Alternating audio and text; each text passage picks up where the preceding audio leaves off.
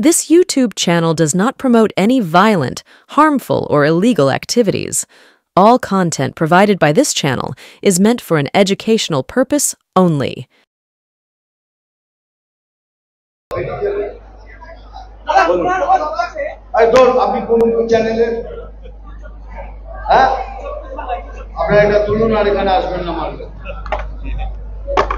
এই লোকটার নাম নিলে আমার না, এটা একটা পচা নর্দমা।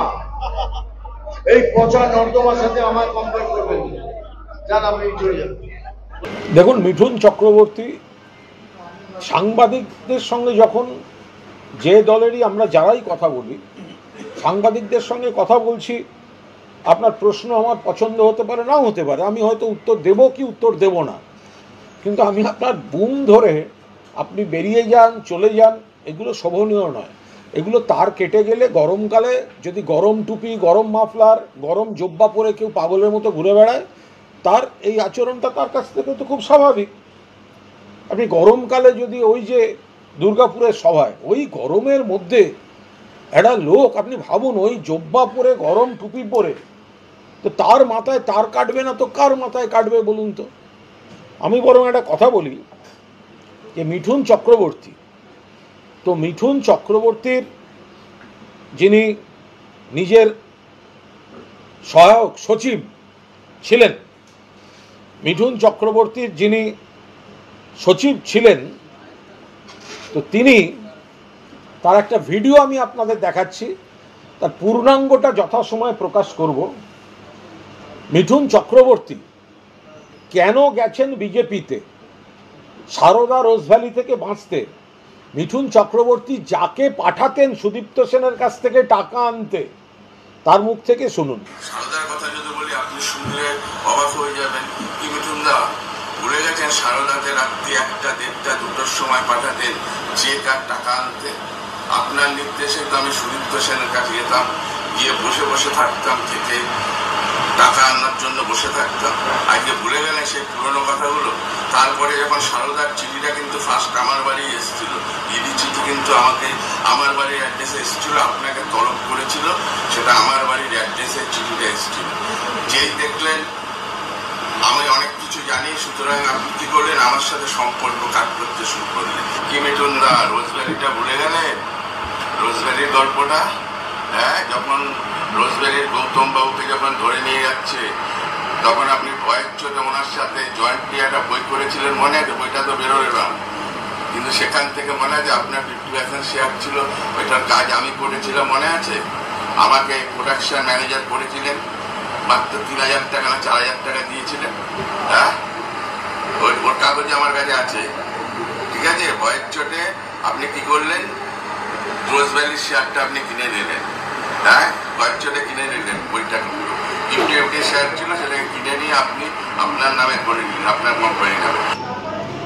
মিঠুন চক্রবর্তী আলকেমিস্ট, সারদা, রোজভ্যালির অভিযুক্ত।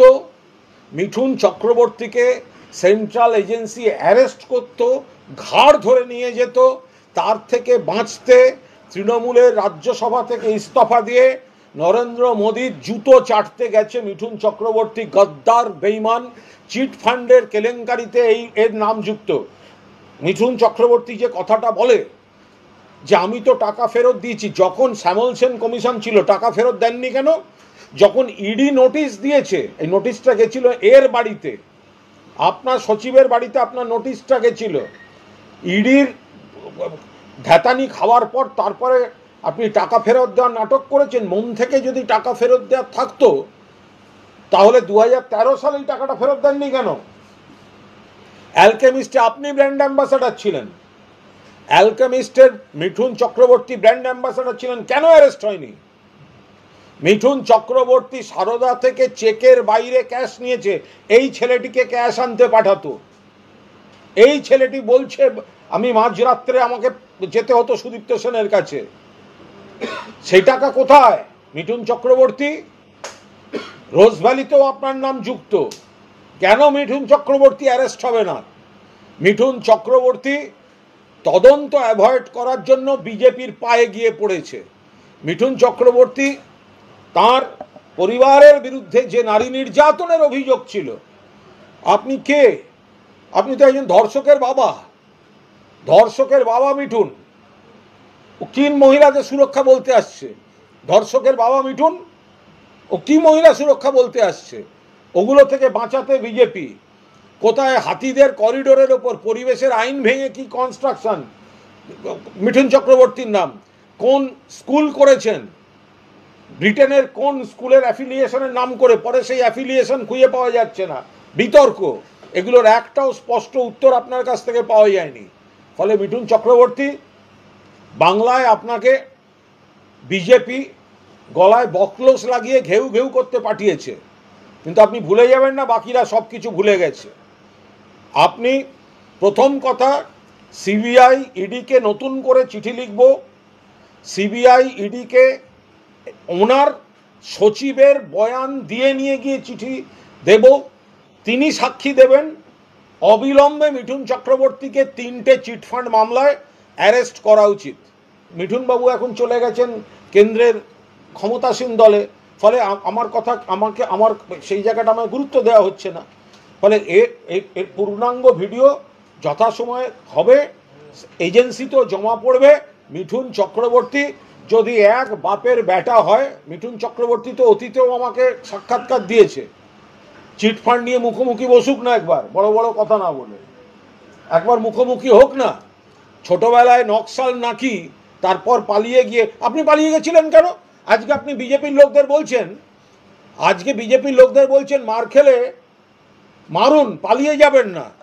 তা আপনি আবার বলেন নকশাল পিরিয়ডে আমি পালিয়ে গেছিলাম। কত বড় দ্বিচারী! নিজে পালিয়ে গেছে ভিতর ডিম, আর বিজেপির ছেলেগুলোকে ওস্কাচ্ছে গন্ডগোল করো। নকশাল পিরিয়ডে পালিয়ে গেছিল কেন বাগবাজারের গৌরাঙ্গ? সে আবার এসে আরামবাগে বলছে পালাবেন না। কি করে হয়? যে নাকি বাংলা ছেড়ে পালিয়েছিল, তাহলে ওইটা ঢপবাজি। তাহলে নিশ্চয়ই পাড়ায় এমন কিছু করেছিল, পাড়ার লোক বের করে দিয়েছে। যদি ওইটা যদি হয় আমি নকশাল পিরিয়ডে আমায় চলে যেতে হয়েছিল, তাহলে আপনি এখানে উল্টো পরামর্শ দিচ্ছেন কেন? আর যদি না হয়ে থাকে তাহলে তখন আপনি বুক চিতিয়ে লড়েননি কেন? এক সময় নাকি নকশাল, তারপর নাকি সিপিএম, তারপর নাকি সুভাষ চক্রবর্তী, তারপর নাকি বুদ্ধবাবু, তারপর নাকি জ্যোতি আঙ্কেল, তারপর 11-র পর মনে আছে মিঠুনদা, আইটিসি থেকে মমতা বন্দ্যোপাধ্যায়ের কাছে রাইটার্সে 2 ঘন্টা 20 মিনিটের মিটিং, মমতা ব্যানার্জি, মিঠুন চক্রবর্তী, মমতাদির হাত বাড়িয়ে মমতাদিকে, মমতা আমার ভুল হয়ে গেছে, আর কখনো হবে না।